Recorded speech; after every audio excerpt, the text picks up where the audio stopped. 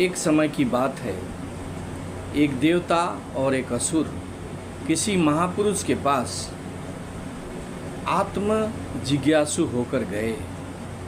उन्हें आत्मा की खोज थी।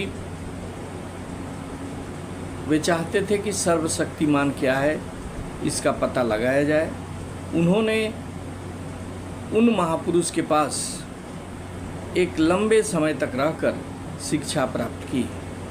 एक दिन उस महापुरुष ने उनसे कहा, तुम लोग जिसकी खोज कर रहे हो वह तो तुम ही हो।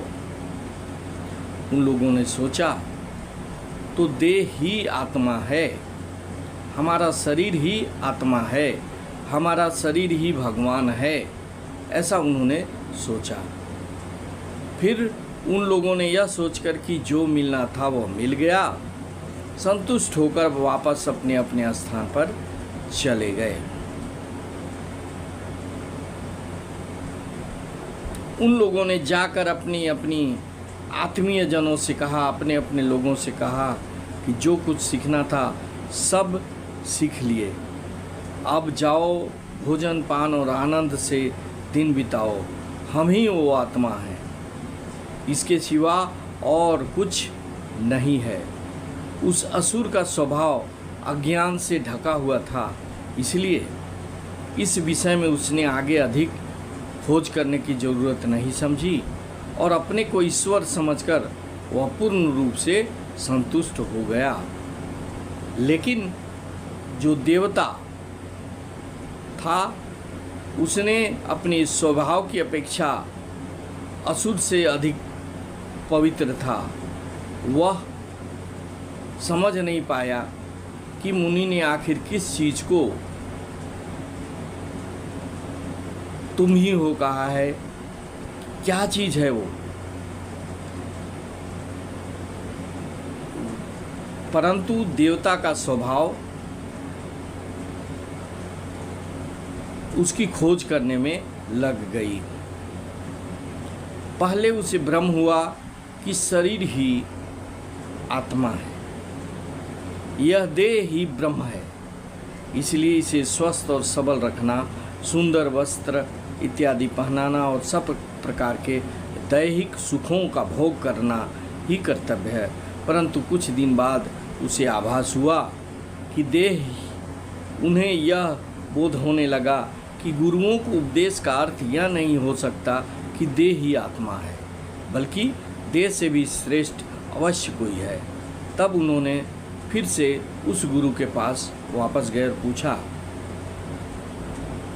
गुरु, आपके वाक्य का यह अर्थ है कि देह ही आत्मा है, परंतु यह कैसे हो सकता है? सभी शरीर तो नष्ट होते हैं पर आत्मा का तो नाश नहीं होता। आचार्य ने कहा, तुम स्वयं ज्ञानी हो, तुम ही इसका पता करो। तब शिष्य ने सोचा, शरीर में क्रियाशील प्राण है, शायद उसको गुरु ने कहा है आत्मा है।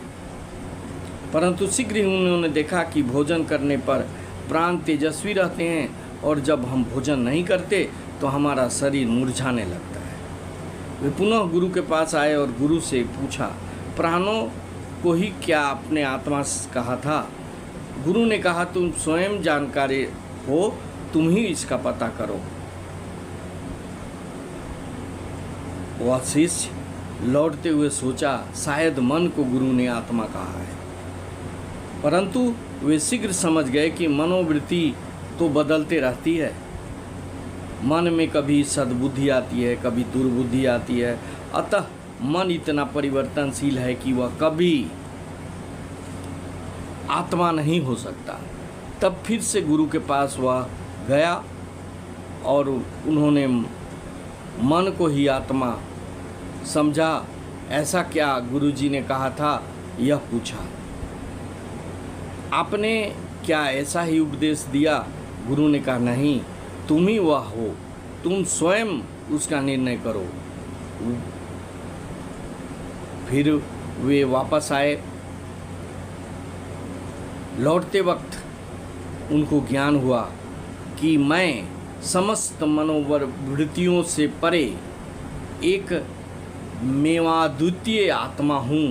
मेरा जन्म नहीं, मृत्यु नहीं, मुझे तलवार नहीं काट सकती, आग नहीं जला सकती, हवा नहीं सुखा सकती, जल नहीं गला सकता। मैं अनादि हूँ, जन्म रहित, अचल और स्पर्श, सर्वज्ञ, सर्वशक्तिमान पुरुष हूँ। आत्मा शरीर या मन नहीं, वह तो इन सब के परे है। इस प्रकार वे देवता ज्ञान प्रसूत आनंद से तृप्त हो गए, पर उस असुर बेचारे को सत्य का लाभ नहीं हुआ, क्योंकि देह में उसकी अत्यंत आसक्ति थी। वह देह को ही भगवान समझने लगा, अपने आप को भगवान समझने लगा। इस जगत में ऐसे असुर प्रवृत्ति के अनेक लोग हैं, फिर भी देवता प्रकृति वाले बिल्कुल ही न हो ऐसा नहीं है। यदि कोई कहे आओ तुम लोगों को मैं एक ऐसा विद्या सिखाऊंगा जिससे तुम्हारा इंद्रिय सुख अनंत बढ़ जाएगा, तो अंक गणित के अनुसार लोगों का भीड़ दौड़ पड़ेगा उस ओर। परंतु यदि कोई कहे मैं तुम लोगों को तुम्हारे जीवन का चरम लक्ष्य परमात्मा के विषय में सिखाऊंगा, तो बिरले ही 1, 2, 4 ही लोग उसके पास जाएंगे। ऊंचे तत्व की धारणा करने की शक्ति बहुत कम लोगों में देखने को मिलती है। सत्य को प्राप्त करने के लिए अध्ययनशील लोगों की संख्या तो और भी कम है, पर संसार में ऐसे महापुरुष हैं जिनकी यह निश्चित धारणा है कि शरीर चाहे 1000 वर्ष रहे या लाख वर्ष, अंत में परिणाम एक ही होगा। जिन शक्तियों के बल से देह कायम है, उनके चले जाने पर देह नहीं रहेगा। कोई भी व्यक्ति पल भर के लिए भी शरीर का परिवर्तन रोकने में समर्थ नहीं होगा। आखिर शरीर है क्या? वह कुछ सतत परिवर्तनशील परमाणु का समष्टि है, कलेक्शन है। वह नदी के जल के समान है, जो एक आता है, उसको हम देखते हैं, लेकिन थोड़ी देर में वह कहीं चला जाता है और उसका जगह भरने के लिए जल का दूसरा प्रवाह उस वहाँ आ जाता है। उसी प्रकार से शरीर भी नष्ट होते रहते हैं और आत्मा शरीर से निकलकर दूसरे शरीर में प्रवेश कर जाता है, क्योंकि शरीर की सहायता से ही हमें ज्ञान की प्राप्ति होती है। इसलिए शरीर का भी अपना एक महत्व होता है, लेकिन शरीर ही सब कुछ है, शरीर ही परमात्मा है, इस घमंड में किसी को नहीं रहना चाहिए। ये शरीर परिवर्तनशील है और बदलेगा ही भाइयों।